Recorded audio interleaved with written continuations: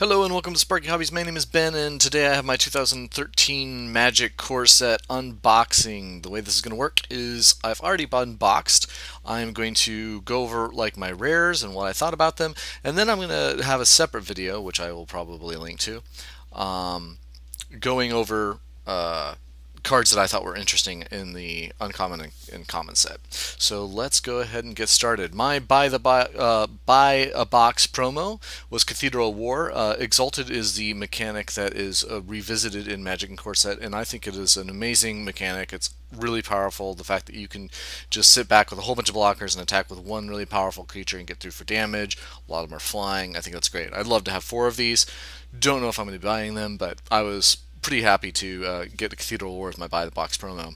They have a cycle of 5 legendary creatures. I think that I got I got 4 out of the 5 legendary creatures that basically feature something new and exciting. This is Talrand, the Sky Summoner. He's a 2/2 merfolk for 2, and when you play instant or sorcery, put a 2/2 blue drake creature and token to play it flying. So interesting things maybe to think about EDH, and I'm pretty happy to get this guy. I'm probably going to put him in a regular deck. Why am I getting weird light things? I don't know. Okay, moving on. Faculty Phylactery Lich. Okay, cost 3 mana for a 5/5. He is great. You put a counter on a artifact, and as long as that counter's on there, he will be indestructible. Otherwise, you have to sacrifice him.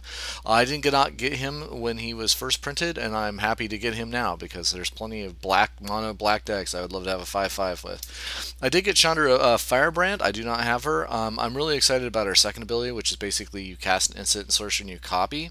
So I didn't have her. I'm pleased to get her. Captain of the Watch, I was quite pleased to get Captain of the Watch. She costs 6, but you do get 3 1/1 white soldier tokens, and they all get +1/+1 in Vigilance. And since a lot of the soldiers already have First Strike, Vigilance is like what they really need to basically go over the top. So I'm quite happy to get Captain of the Watch. Did not get her previously. I think she's a reprint. The new Lord of Atlantis, Master of the Pearl Trident, 2/2 for 2, +1/+1 Island Walk. I would love to have 4 of these, just for the whole Merfolk aggro craziness. Cool, you know.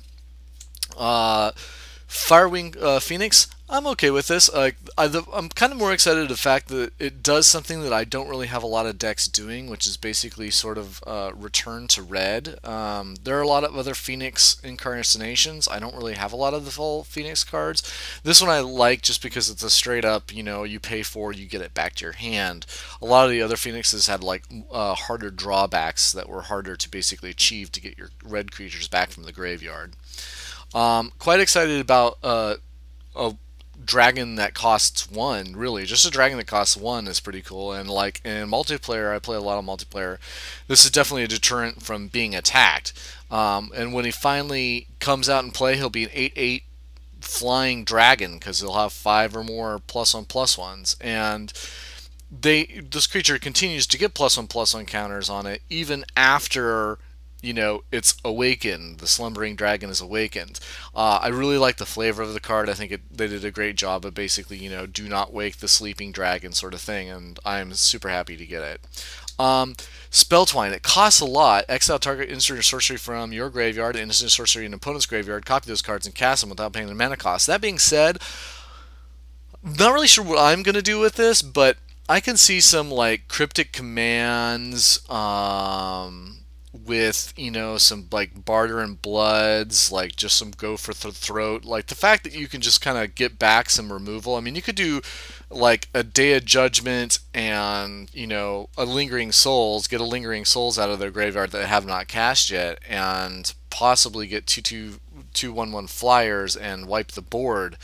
So there's all kinds of things that you could possibly do with removal that I think this card is actually really, what I'm excited about is basically recasting removal spells from my graveyard.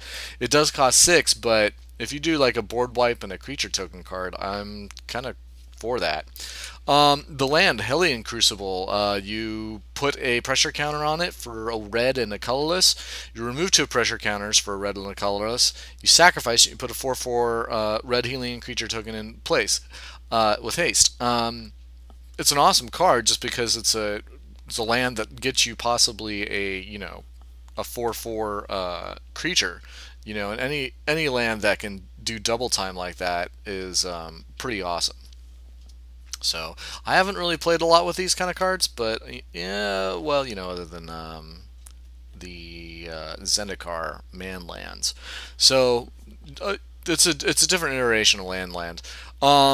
The 5/5 Flying Demon Exalted. So basically, whenever you attack alone, it'll be 6/6. And why wouldn't you want to attack alone? Because this guy you want to attack alone with. Neferox, Overlord of Grix, attacks alone. Defending player sacrifices a creature. You're going to be swinging with a 6/6 demon. Now, a lot of people are not really that excited about this card because I think they're overcosted or whatever. But let me tell you, this guy is like crazy good just because like he's a removal on a stick. He's going to draw removal. I guess that's the only bad thing about him is that you're going to cast it for 6 and somebody else is going to pay 2 and go for the throat it, but as a creature, he's awesome. Disciple of Bolus, 2/1 for 4. Human Wizard. When Disciple of Bolus enters the battlefield, creates another creature, you gain X life, draw X cards, where X is that creature's power.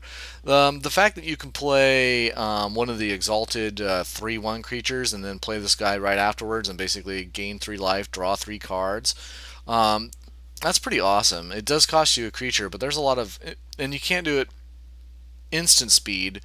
But I think if they had added flash to this guy, he would have been overpowered. So do you add, you know, the green rare they just put in creatures have flash, or maybe you go back to Teferi with like the creatures you control have flash. Obviously, if this guy's with flash, he would just be way overpowered and amazing. But that being said, I still think he's really good, and I'm kind of excited to see what I'm going to do with him in different decks. Intrepid Hero is a reprint. I already have one, but I am quite happy to have another. This guy is a pretty good mainstay, you know, I like him. Faith's Reward. There's all kinds of little tricks that I cannot wait to basically tackle with Faith's Reward. Return to the battlefield all permanent cards in your graveyard that put there in the battlefield this turn. So that means, like, if you have a Day of Judgment followed up by this card, or if, you know, first thing that comes to my mind is like something like a Tog, but, you know, also you could possibly do certain sort of enchantment aura tricks, you know, where you basically wipe the board of creatures and like you're gonna go ahead and, I don't know, like I have a what is it, Contaminated Bond deck I've been trying to like get to work forever, and like if my highly enchanted Contaminated Bond creature went to the graveyard and I could get them all back and put them on another creature, that would be awesome. So there's all kinds of things that I can think of to do with Faith's Reward, and I kind of wish I had 4 of them. I actually might go out and purchase another card. I do not have a Chroma's Memorial, and creatures you control will get flying, first strike, vigilance, trample, haste, protection from black and red. This is an awesome card. It probably can go in any creature deck. That being said, I have no idea what deck I'm going to put it in, but it's going to go in a deck. It's pretty awesome. He does have to have the right place, though, because usually most aggro decks, by the time you get to like 7 mana, they're going to be pretty much spent and like done and over with. I mean, this can put you over the top definitely, since the flying and first strike, vigilance, trample, all that business. But I think what he'd probably shine in is mid range, like, you know, green needs flying creatures. We put it in with a, you know, green, maybe like a Tree Folk deck, maybe my Tree Folk deck, I don't know, but pretty excited. Krenko, Mob Boss, is one of the legendary creatures that obviously you can do with EDH. Put X 1/1 goblin creatures on the battlefield, where X is the number of goblins you already control. So it's a little bit slower. It's more like Siege Gain Commander, you know, slowness, although I think Siege Gain you could already pay the mana immediately to sacrifice goblins, but I'm not really sure about that. But I'm pretty excited about this guy. I'm not really a goblin fan. That being said, Yeba, Nature's Herald, a 4/4 for 4. That right there is amazing. Has flash. That means you could combat removal.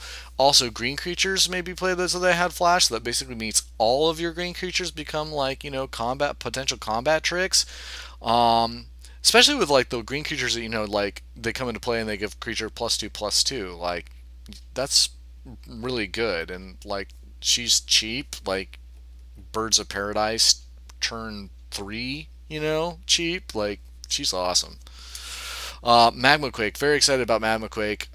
Deals X damage to each creature without flying and each planeswalker, so it's planeswalker removal. It's kind of a earthquake-ish card, and it's instant speed. That's what really got me excited about it, is the fact that it was instant speed, and there's all kind of things. Now, these kind of getting to like the rares that I wasn't so excited about. I recognize the fact that dual lands are very good and very powerful, and that they deserve a rare slot, but they just do not sort of pique my interest. Clone's been out there a long time, and Clone's really good. I do like, Phantasmal Image better, and other things that have like reiterated, but Clone is a great card, and it's legendary creature removal, so it does have a couple different functions. So I'm okay with this. Nicol Bolas, I'm also okay with my Nicol Bolas, but I already have Nicol Bolas, and Nicol Bolas does cost a whole hell of a lot. So I don't know how I feel about it. It's alright. I'm okay with it. I have 2 copies of Stuffy Doll. One was foily, and again, the foil does just not really pick up very well on dark cards. Stuffy Doll comes into play. You choose a creature, and all damage that would be dealt to Stuffy Doll is dealt to a chosen player instead. You can tap Stuffy Doll, does 1 damage to itself. I do have a redirect deck that I'm probably going to put these 2 Stuffy Dolls in. That uses old school redirect, so I'm okay with that, but I think I would have rather gotten something else. Sphinx of Uthen. It costs a lot, but that being said, you sort of have like a gifts ability where you reveal the top 5 cards of your library and it separates them in 2 piles, and you get to put 1 pile in your hand and the other in the graveyard. It's a 5/6 flying Sphinx for 7. That being said, it's plain good. The fact that you get some amount of cards on top of it is actually better. So this is a good card. I don't have a lot of decks that would really use this, so I'm not as excited about it as I could be. A 7/7 worm that kind of plays on the number of 7. I think it's a little bit cute.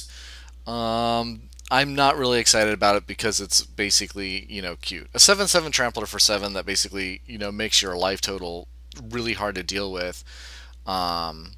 Is a little bit tough. If you have, when it comes to play, if you have less than total life, your life total becomes 7, and as long as you have 7 or more life, damage that would reduce your life total than less than 7 just goes to 7 instead. But, yeah, it's alright. I'm okay with it. Gilded Lotus. I'm actually a little bit more excited about Gilded Lotus. I guess the reason that it's in my kind of like later end part of the deal is because I have 3 Gilded Lotuses. I use all of them. I have proxies of Gilded Lotuses. Like, I frickin' love Gilded Lotus. But again, like, do I need a 4th copy of Gilded Lotus? I don't know. These are the cards these are the rares I'm not so excited about. Omniscience. You may cast non-land cards from your hand without paying your mana cost. That is uber powerful ability. It comes on a 10 casting cost enchantment. So what are you gonna do? You're basically gonna like hold a couple draw spells, or maybe like sacrifice like permanent draw a card, creatures or artifacts, and try to like then cast out things. Like this just comes way too late to be exciting for me, and I'm like, meh. Like, I don't really have a deck that's gonna like do it, play with it. I don't really want to build a deck around it where I'm gonna like try to like get another 2 copies of Omniscience and then like try to ramp up to 10 and then like draw a whole bunch of cards so that I can pay their mana cost without having to pay their mana cost. That's just not exciting to me. This guy is so win more, it's crazy. Okay, by the time you get to turn 7, yeah, you get a 6/6, but you've already cast all the other creatures that you're probably going to cast by the time you get to turn 7. So what other creature is going to enter the battlefield so that you may put X++1 counters on Hamlet back Goliath? And when you do, and you attack with your 12/12 Hamlet back Goliath, will it be chump blocked by a 1/1 soldier token? Probably. Like, this card just does not excite me. The best thing about this card is like the fact that you can fling it. That's really the most exciting thing about it. And that basically means that you're gonna like play this guy, play a creature, and then cast fling. I don't know. Like, He's just like so late game that he's like a non-issue. And I already have one. I have a giant deck. I'm probably gonna run him, but I don't know. He's just not exciting rare. Ground Seal doesn't really excite me. It's useful, I see, for sideboards. Cards in graveyards can't be the targets of spells or abilities, and you draw a card. Yeah, I don't have any use for it. Sands of Delirium, you tap X, target player puts the top X cards in the library into the graveyard. I like the fact that they printed this card because there was no other card like printed like it, and I do like the card art, but it's kind of an uninteresting way to mill people, and I think it's not as effective as other sort of mill cards. I mean, it's sort of a filler for your mill deck. I think that it does a really good job. I think that it was pushed into the rare slot because I didn't really want it like proliferating, the uncommon slot, because that would be just way too many Sands of Delirium out there. But that being said, it's really an uncommon ability tacked onto a rare card, so it doesn't really excite me. Also, there's a weird printing thing where I think I like got smudges on my whatchamacallit. So anyway, that's kind of weird. Stormtime Leviathan. He's an 8/8 for 8. Basically becomes unblockable because all their islands become islands. All their lands become islands, and creatures without flying or island lock can't attack. So if you get this guy out, you're pretty much going to win. But that being said, I mean, are you going to ramp in green up to 8? I don't know. He's okay, but I'm not really that excited about him. He's cool. I don't know. Boundless Realms. Okay, so at the point that I have 7 mana, do I want another 7 mana? Like, I think the best thing about Boundless Realms as a card is the fact that once you get up to some high number of, forests, you're not going to want to draw a frickin' other forest. So the best thing about this card, I think, is that it will thin your deck. That when you get up to like Llanowar Elf plus 5 forest, you can tap your 5 forest and your Llanowar Elf, cast this guy, and thin your deck by 5. But that's pretty much it. And I guess, the fact that it searched for basic lands and not forests particular mean that you could possibly use it to get to domain, or, put it in your Door of Nothingness deck and win the game, or have target player lose the game. I think Door of Nothingness is, but I don't know. He's not really exciting. Simian Spectre. I already have 3 of these. They're very hate on cards. Yeah, I think with a Dark Ritual, I'm probably going to build a deck around it now that I have 3 of them, and I'll just Dark Rit and then attack. But, not an exciting reprint for me. It's a very hate card. It's not really a card that makes for a lot of fun games. So, it's not an exciting rare for me. Predatory Rampage, a sorcery. Creatures you control get +3/+3. Each creature an opponent controls blocks this turn if able. Okay, I'm not excited about this card because if I'm going to play a card that gives all my creatures +3/+3, I'm not swinging in to like board wipe. Okay, I'm swinging in for the win. Like I'm looking for an overrun with trample. So, and that's uncommon. This is rare. So this does not excite me. This is like an attempt for board wipe in green, and I think it's clunky. It would excite me more if it cost 1 less green, but I think at that point it might be overpowered. But you know what? I actually don't think it would be that bad, because at 4, most creatures don't have trample at 4 or less. There are a few. But, Day of Judgment is way more exciting at 4. This is going to basically board wipe at 4. Green doesn't have fast tokens as much as white has fast tokens. I guess that's probably why they put it at 5, is because you can attack it with green white and then do it. Just not really excited about this. Fervor is very functional. I understand why you wouldn't want it uncommon, but really it's an uncommon ability tacked onto a rare. Creatures you control have haste. That's cool. Just not exciting. Mutilate. Mutilate can be a great card, especially in black control decks. I have like uber mutilates because I've been playing the game for a long time. So not excited about my mutilate reprint. Redirect. Redirect is very conditional. I've not ever really used this particular card for good effect. I'm not excited by redirect. And in general, I was not excited about this box. Half of these cards wasn't really excited about. I didn't get Liliana, Thundermaw, Thurgoguest, the Sublime Angel. Like, there were a lot of rares that would have excited me. Some of the new prints, like some of the new printings that I would have been excited about, that I, just didn't get from this box. And so, yeah, I just didn't get enough of the cards that really excited me, to really like this box. Like, had I got a Liliana, I would have been really happy. That was like the card I wanted. Had I got a Sublime Angel and only Sublime Angel, I'd have been really happy. Even the Thurgust, I would have been pretty pleased because I was like, okay, he's a beast. I can bounce him. I have all kinds of like beast bouncy cards, so that would have been pretty happy too. But didn't really like this box, but I hope you did enjoy the video. And if you'd like, you can continue watching me while I go over cards that did excite me in the uncommon and common slot. So thank you for watching. If you liked the video, please thumb up, and I hope you enjoy your box and you enjoy your day. Thank you very much. Bye bye.